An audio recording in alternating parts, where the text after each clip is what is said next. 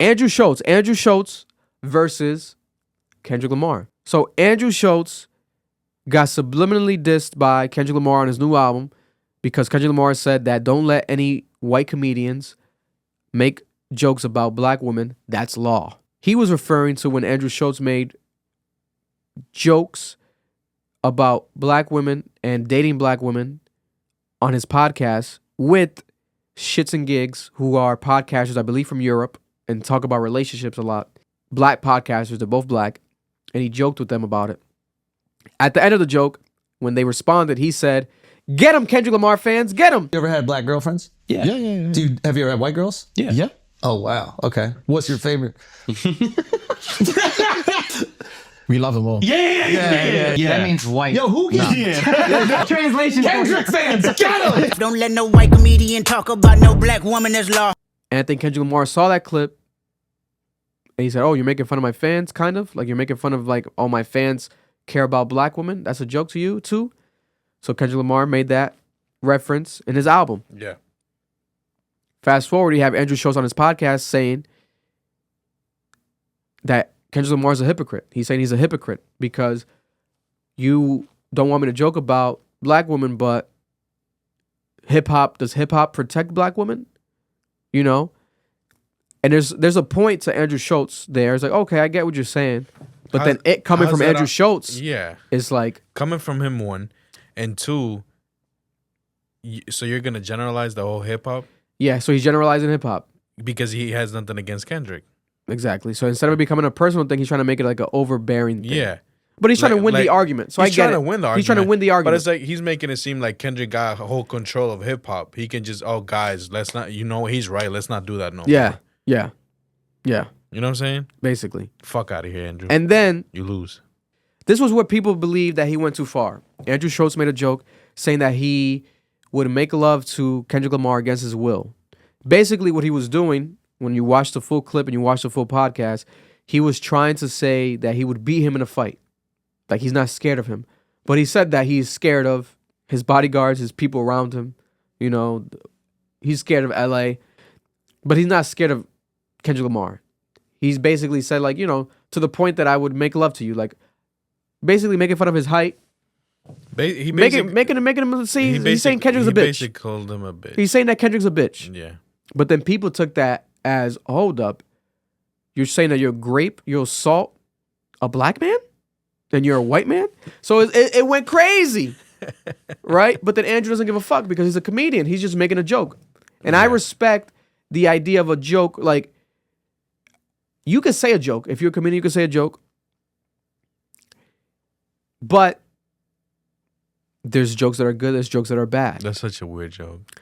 I found it to be a bad, weird joke. But I understood the idea of, oh, he's trying to say he's a bitch. But I'm just like, yo, just call him a bitch. Exactly. Just call him a bitch, bro. Just call him a bitch. Don't make it weird.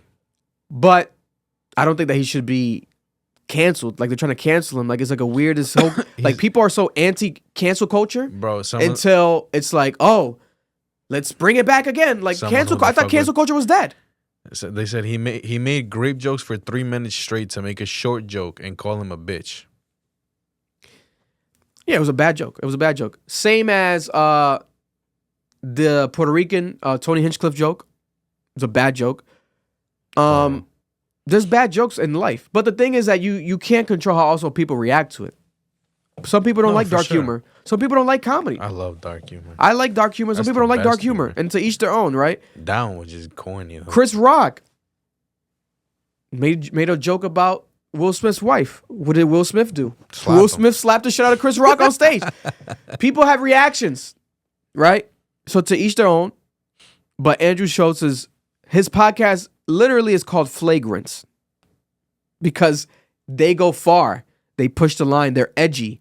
Like, they don't give a fuck. They're unfiltered.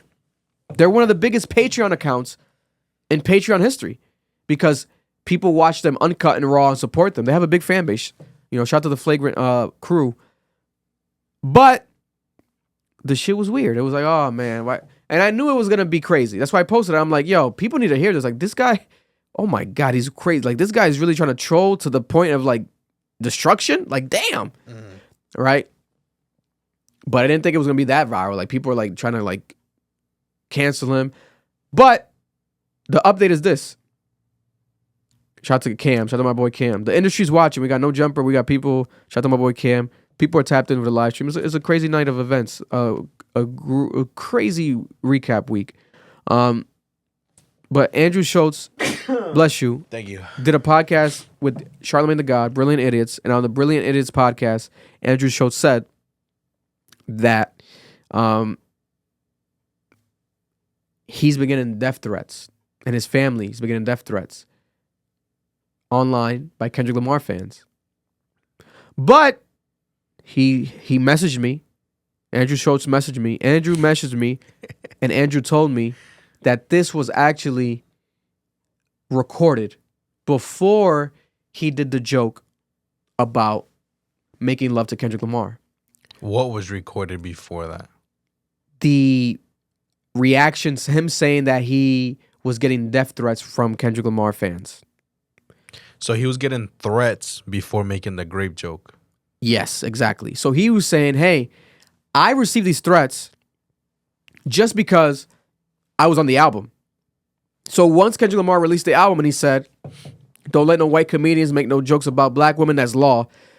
Andrew Schulz was getting comments under the photos of his daughter saying that his daughter needs to be killed, his family needs to be killed, etc.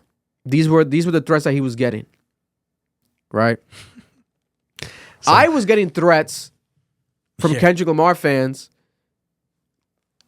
in my DMs saying that I need to be raped and assaulted and that my family needs to be. I've gotten that threats too. I've been told to kill myself. Yeah, remember we spoke about that too. Yeah. This is a part of the internet. Unfortunately, the bad side about the internet is that miserable people can live on here and they can hide behind fake avatars, fake names, and they can have a whole life. They can share their opinions unfiltered, right? They think that they matter when they don't. But it gets scary once we get into this type of world of threats, etc. But it happens. Andrew Schulz wasn't surprised by it. He was just letting it be known. He says that this is a part of the game. I know that's a part of the game. Yeah. He's like, it happened though. He's like, this is a part of the game, right? He basically was brought up to say that he doesn't have any remorse for Drake.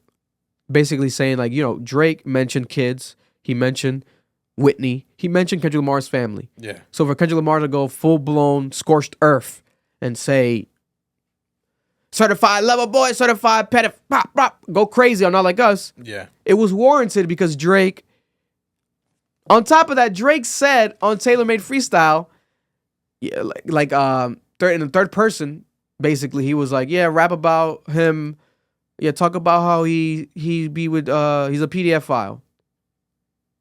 He told Kendrick Lamar to do what he did. So, as much as I love Drake, it's like there's a lot of hypocrisy in all this. And I get it. But that's what also Andrew Schulz was trying to point out. Right? And that's the irony. He was trying to point out Drake's hypocrisy, but in it, now he's getting scrutinized by Kendrick Lamar fans. And I always give, credit to the source and I give context in my clips, thankfully. So I appreciate Andrew responding again. I'll pull it up right here. That way you guys can see what Andrew Schulz said to me.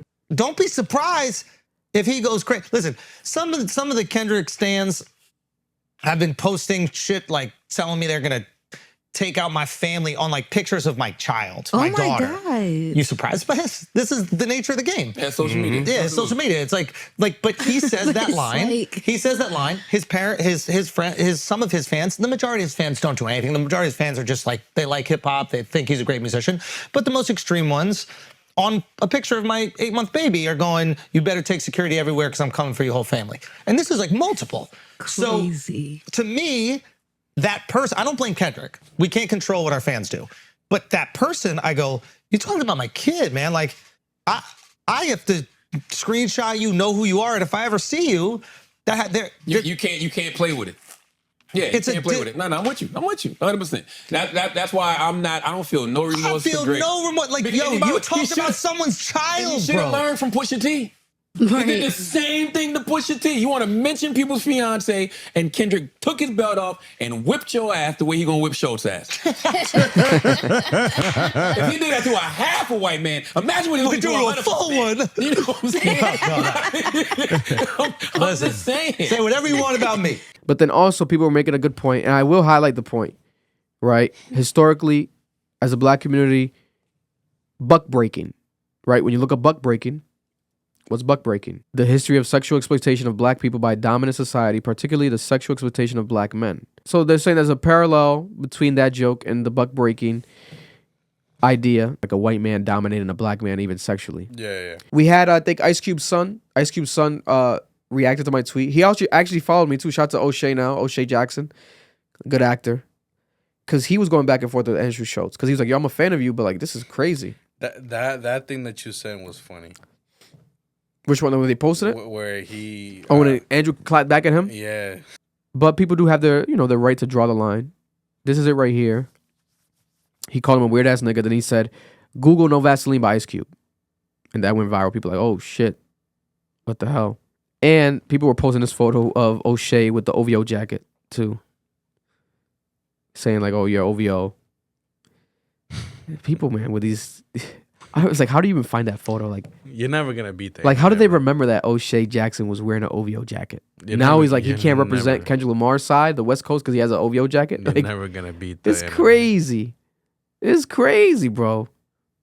It's insane. Like, you can't be a fan of both? Like, I guess not. And that was a clip from our podcast, the Club Ambition Podcast. Cap, if you're looking to watch the full episode, make sure to go check it out right now. It's available on audio and also on YouTube.